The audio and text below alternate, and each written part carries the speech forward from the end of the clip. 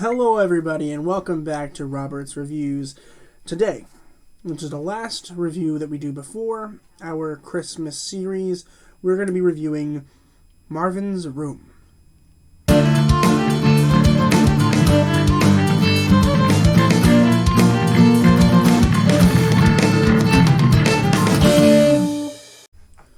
Marvin's Room was released in 1996. It was directed by Jerry Zaks and written by Scott McPherson.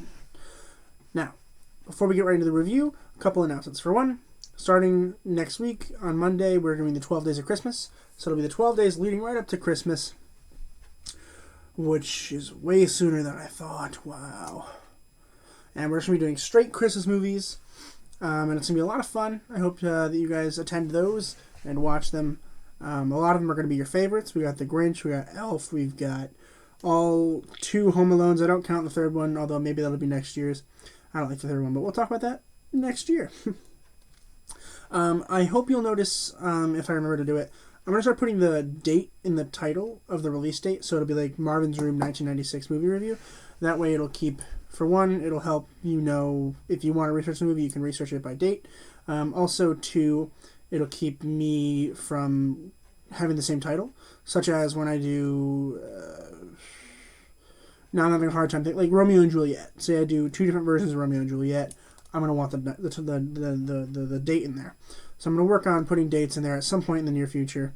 I don't know when, but starting today at least, they will all hopefully include the date. I think that's all I have. So let's go right into the review today. So I watched Marvin's Room last night, before I went to sleep, and I was going to film it this morning, but I didn't have time because I had to go to work, which is why I'm wearing my work uniform. For those of you who don't know, I work at McDonald's in Norwich, New York, and it is exhausting, and it is taxing on my soul. But I do it because I need money, and I like the people. But I just got back from work, and so I decided I was going to record this now. A quick note about like how I do reviews. This is about a week before it comes out. It's about 5 days before it comes out because I'm being a little lazy because it's been a busy week. And finals are this week, so it's been like kind of crazy. But that's how you know. It'll be about a week before. I don't always announce what I'm going to be doing for the next few days, just because I want to keep it a little bit of a surprise. That way it's a little happy little thing you see in the morning. But anyway, so I watched it last night, and I didn't know much about it. I knew that Meryl Streep was in it, and I knew that Leonardo Dicaprio was in it. I didn't know that Robert De Niro was in it, and I was really happy that he was in it because I love Robert De Niro. I think that might be one of the series that I start up after I'm done with Steve Carell and Leonardo DiCaprio. I might do a Robert De Niro series just because I really, really, really like Robert De Niro. He's really good. And I've been reading this book called Audition. I don't know if it's backwards for you, but maybe it is, maybe it isn't. But it's called Audition, and it's really fun. I really enjoy it. Oh, why is that so weird? Anyway. I've read it a few times now. I'm just rereading it because I like it, and I wanted to reread it.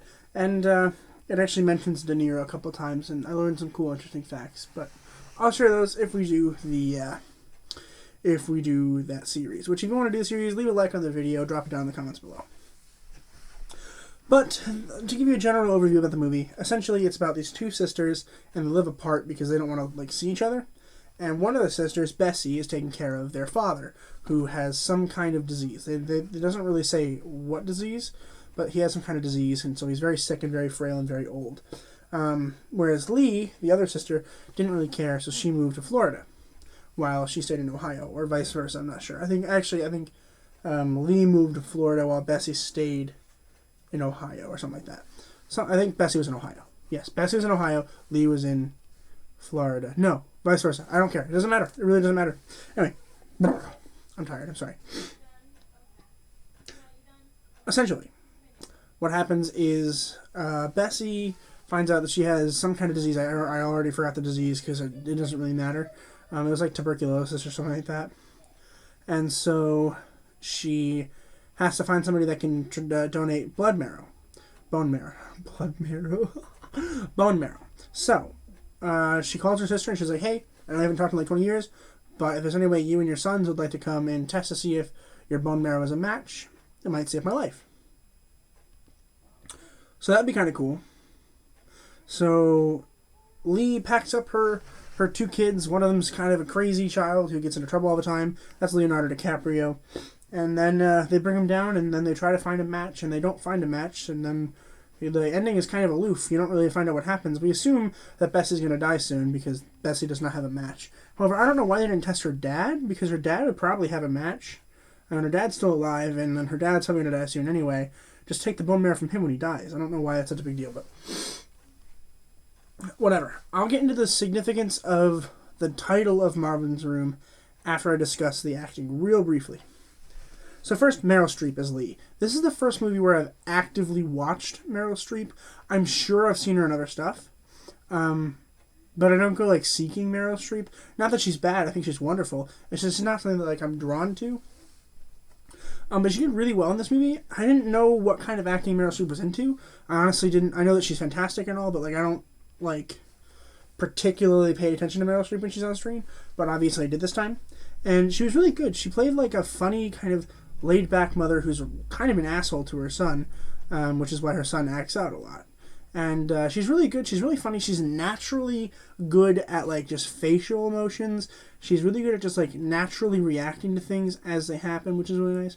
Also, one thing that her and Leonardo DiCaprio have in common, at least so far that I think after seeing one movie with Meryl Streep in it, is she's very good with, playing things with her hands, keeping her business straight while other things are happening.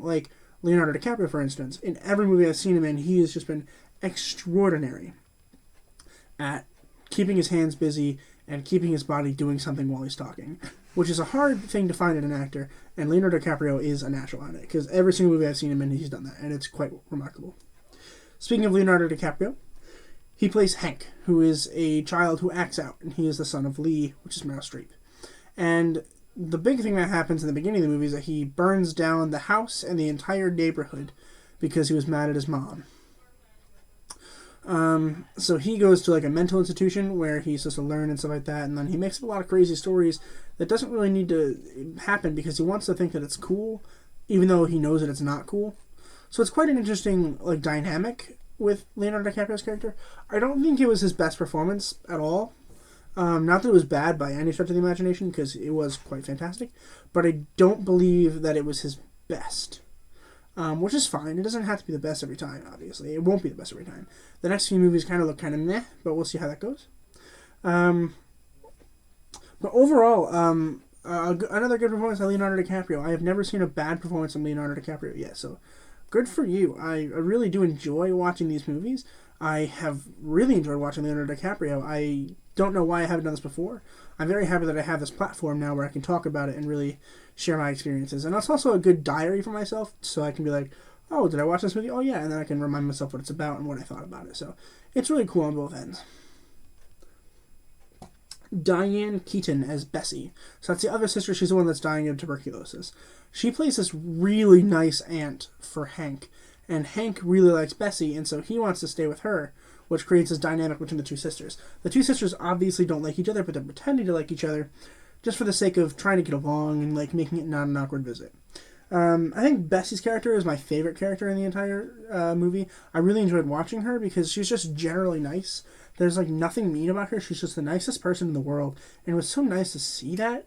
Because most of the time there's always something bad about a character. Even Leonardo DiCaprio's characters, well, to be fair, most of Leonardo DiCaprio's characters have been rebels since he started. But she was just purely nice. She was never mean. It was really nice to see just a gentle person that, just wasn't bad at all. And honestly, she did really well. I don't think I've seen Diane Keaton in anything else. And I don't know if this is a one-time thing, but her performance is pretty solid. And Robert De Niro as Dr. Wally. Dr. Wally is the guy that diagnoses Bessie with tuberculosis. I think it's tuberculosis. Don't quote me on that. Robert De Niro is fantastic. Always has been. Probably always will be. And I really enjoyed his performance. And I hope that I can do a series with just Robert De Niro at some point in the future. One quick note about the title of Marvin's Room. So Marvin is actually the grandfather of Hank. So the father of Lee and Bessie takes care of him. And in that room, not much happens, if we're being totally honest with you. So I honestly don't really know why they called it Marvin's Room, other than the fact that, it's a center of tension. It kind of brings Lee and Bessie together, and they have to, realize that they're kind of on the same team here. And the movie ends there, and they're like playing with light while the grandfather's laughing. I think that might be where the father dies. I'm not quite sure. They leave it kind of open, which is kind of interesting for a movie of that kind of stature. I honestly didn't quite get what they were trying to go for there. I can see, because they were playing with light, which is kind of interesting. I'm wondering if maybe the light had some kind of significance between like light and death, and maybe that's showing that they were dying. I'm not sure. That's up to you guys. If you guys seen this film and you guys have any info on what you guys thought about the ending, let me know. Drop it in the comments down below, and I'd love to have a conversation with you guys. Overall, pretty solid movie. I didn't hate it, didn't love it. I had a good time watching it. I didn't like have any super big complaints. Leonardo Dicaprio was fantastic. I loved Diane Keaton in this film. Robert De Niro is fantastic in everything he does, and Meryl Streep was also very good. And so with that, I'm going to give this film a B+. That's all I have for you guys today. Make sure you tune in next week. Starting Monday, we've got the 12 Days of Christmas coming out. I think The Grinch is the first review we'll be doing, so that'll be really fun. I love that movie with Jim Carrey, and I know most of you guys love it too, so make sure you tune in for that, alright? With that, I think that's all I have. Keep watching movies, stay educated, and I'll see you guys in the next video.